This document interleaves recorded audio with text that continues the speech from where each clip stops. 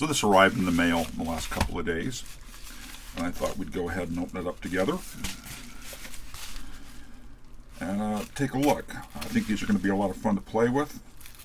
It'll be in a future video.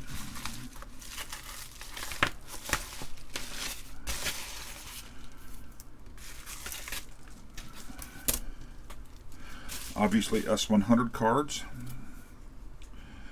So these are reproductions of the IO2 solid state music IO2 parallel IO boards that are kind of a prototyping board for the S100 machine. And it's an interesting board. So this is, like I say, a reproduction. The board looks really nice. They've done a really nice job with this. It's pretty, what I believe, comparable to what the original board would have been, you know, had it been bought back in the day. Looks like it's hot air leveled tin plate. There's no real silk screening. There's just markings on the board where ICs and things go. I think this is going to be a lot of fun. I've got a couple different ideas of what I want to do with these. We have the little manual here. So this is, of course, a printout of the manual. Gets into what it is. It basically gives the user a parallel input and output circuit, and then a bunch of uncommitted traces on the board for prototyping. It's pretty cool for what it is. You can go in and with some jumpers. I don't remember exactly where these are. The dip switch. I don't know exactly where the dip switch goes. That might be where the switch goes there, but with the dip switch, you can set the port addressing that you want. It'll decode down to a set of 8 ports, which is why it's only looking at A3 through A7. A0, 1, and 2, of course, become the 1 of 8 ports you're actually talking to on the board. You can use it as a PROM card, and I'm really thinking I'm going to do that with one of these. Actually burn a 1702 EEPROM with the bootloader for CPM. And turn one of these into a ROM card, whether I can find a 1702 in my collection that's fast enough, even for the 1 megahertz 8080 is questionable.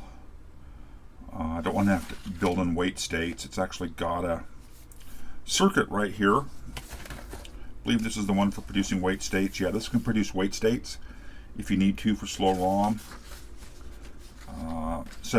Creating a serial port on it. Just all kinds of fun things that can be done with it. This would have been a lot of fun to play with back in the day. And then some example builds of things that have been done on the card, like RS-232 interface.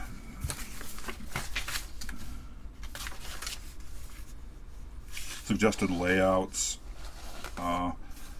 This is something I'm tempted to do. 4 1701s, actually there's 6 here really shown that you could put on the board. Would give me enough room for AMON, the floppy disk loader. There's 8 1702s spread around that board. Wow, that's crazy. So 2 here, 2 here, and 2 here. And rather than decode ports, you can decode address blocks in the same way. So these can be decoded up to be in the upper 2K of memory, equivalent of a 2716. With all 8 of those in. Just all kinds of fun to be had with this. So I thought I'd share these just because I think they're going to be a lot of fun and pretty cool. I'm looking at the board. It's a really nice reproduction. It's from the Glitchworks. Got these on Tindy. See, reproductions.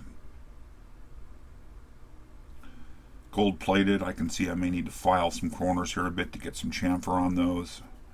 Make them a little easier to get into the case, but that's pretty typical too. Spots for a couple of voltage regulators. 7805s, potentially for 2 5-volt rails. Really nice, really interesting concept. I've seen much later boards that have basically bus buffering and a bit of decoding logic on them, and then a large prototyping area. it's just really interesting to me how he approached the prototyping areas. I guess looking at this, you could do 300 mil or 600 mil spaced parts along here and here. Obviously 600 mil or 300 mil, 300 mil or 600 to the outer, 600, 600, 300. So, you know, it's got a lot of potential possibilities. So, going to be another really short video. Just wanted to share these, and we'll talk soon.